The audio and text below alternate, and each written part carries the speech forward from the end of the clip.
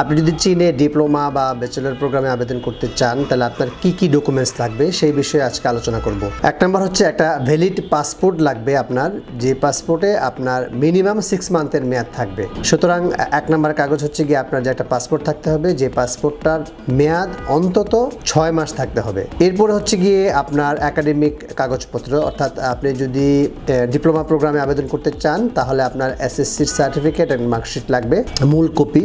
আর যদি আপনি ব্যাচেলর প্রোগ্রামে আবেদন করতে চান তাহলে এসএসসি এবং এইচএসসি দুটোরই মার্কশিট এবং সার্টিফিকেট দুটোই লাগবে। তো সেক্ষেত্রে আমরা প্রথমে পেলাম পাসপোর্ট এবং এরপর হচ্ছে কি একাডেমিক সার্টিফিকেট অ্যান্ড মার্কশিট, মানে একাডেমিক কাগজপত্র। এরপর লাগবে আপনার এক কপি ছবি সাদা ব্যাকগ্রাউন্ডের, সেই ছবির একটা নির্দিষ্ট সাইজ আছে। সুতরাং আমরা পেলাম হচ্ছে গিয়ে পাসপোর্ট, মার্কশিট সার্টিফিকেট অ্যান্ড হচ্ছে গিয়ে ছবি।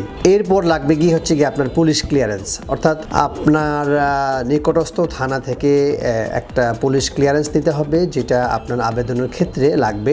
আপনি পাসপোর্টের মাধ্যমে সেই পুলিশ ক্লিয়ারেন্সটা নিতে হবে।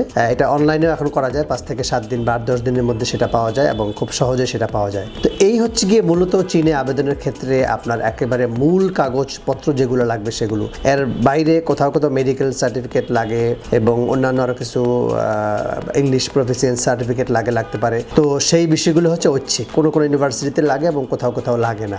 আমরা সেই জায়গা থেকে আমরা আরেকবার রিভিউ করি। এক নম্বর হচ্ছে গিয়ে পাসপোর্ট, মূল সার্টিফিকেট এবং মার্কশিট, এক কপি ছবি এবং পুলিশ ক্লিয়ারেন্স।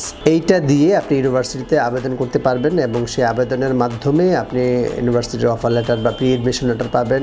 এরপরে গিয়ে আপনি এই সমস্ত ডকুমেন্টস যখন আপনি পেয়ে যাবেন, তারপরে আপনি ভিসা অ্যাপ্লিকেশন করার ক্ষেত্রে আপনার পরবর্তীতে ব্যাংক স্টেটমেন্টটা লাগবে। সেই ব্যাংক স্টেটমেন্টটা আপনার নামে অথবা আপনার বাবা মা যে কোনো একজনের নামে, অর্থাৎ স্টুডেন্টের নামে ব্যাংক অ্যাকাউন্ট থাকতে পারে অথবা স্টুডেন্টের বাবার নামে অথবা স্টুডেন্টের মায়ের নামে। তার মানে আরও একটা কাগজ লাগবে, যেটা বললাম হচ্ছে কি ব্যাংক স্টেটমেন্ট। সুতরাং চীনে যারা 2026 সালে ব্যাচেলর প্রোগ্রামে অথবা ডিপ্লোমা প্রোগ্রামে আবেদন করতে চান তাদেরকে এই ডকুমেন্টসগুলো রেডি করতে হবে এবং আপনার যদি এই ডকুমেন্টস রেডি থাকে আপনি এখনই আমাদের সাথে যোগাযোগ করতে পারেন, কল দিতে পারেন অথবা হোয়াটসঅ্যাপ করতে পারেন।